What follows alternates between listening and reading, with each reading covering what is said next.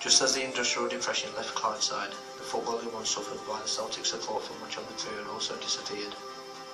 The team that had previously struggled was galvanised by new talents such as Delaney, Crumb and Buckham, flowering to become one of the most formidable sides ever to play at Celtic Park.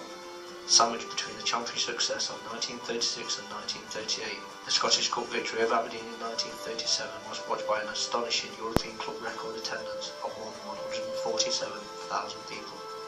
The following year, the Golden Jubilee celebrations were rounded off in style, with the winning of the Empire Exhibition Trophy against the most distinguished British sides of the time. Unfortunately, the intervention of the Second World War saw the breakup of the celebrated late 1930s Celtic side. Throughout the war years and well into the 1940s, the support had to endure the sight of a club short of ambition and players who were a pale shadow in comparison with the talented side led only a few years previously by Willie Lyon. The austerity of these years eventually gave way to the teams of the 1950s. In October 1957, Celtic recorded a result against Rangers in the League Cup final. That proved to be the benchmark in the club's history at that time. The 7-1 defeat of Rangers was quickly immortalised in verse and song. Hampden in the sun, Celtic 7, Rangers 1. All the people shout and scream, 'cause they want a revival scene. Willie Fernie did a dance, and he gave the Gers no chance. He gave Big Mick... And the whole middle of the defensive area was wide open. And that was possibly one of the reasons why we were able to score 7 goals. Because the longer the game went, we felt we were going to keep on scoring goals. You could have got a train through the middle of their defence.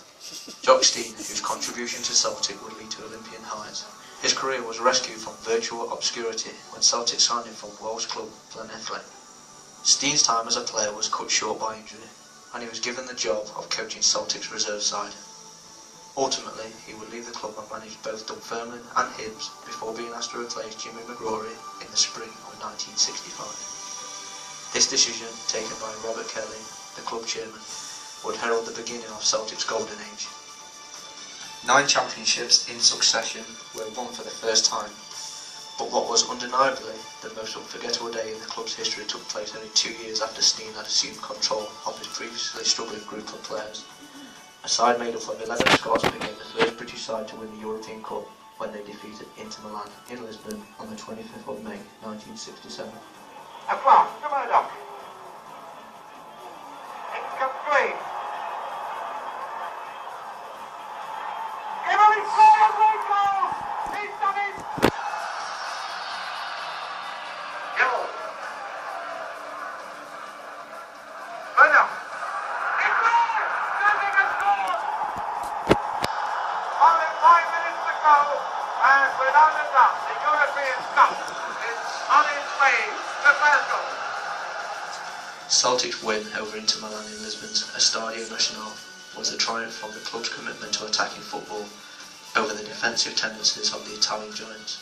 The fact that we were the first British club to win the trophy, and I don't think that anybody, many people would have ever thought we could go to Lisbon and beat the Italians, because the Italians were superb teams, superb footballers. The situation was absolutely enormous.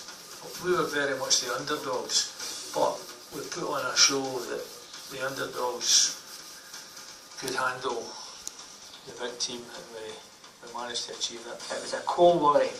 We were around Celtic Park and there were 80,000 Celtic supporters.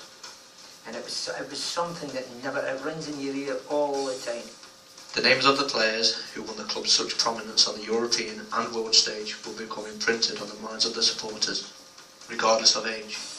Even those who were not born when Celtic entered the new dimension can recite the names of Simpson, Craig, Gemmell, Murdoch, McNeil, Clark, Johnston, Wallace, Chalmers, Old and Lennox.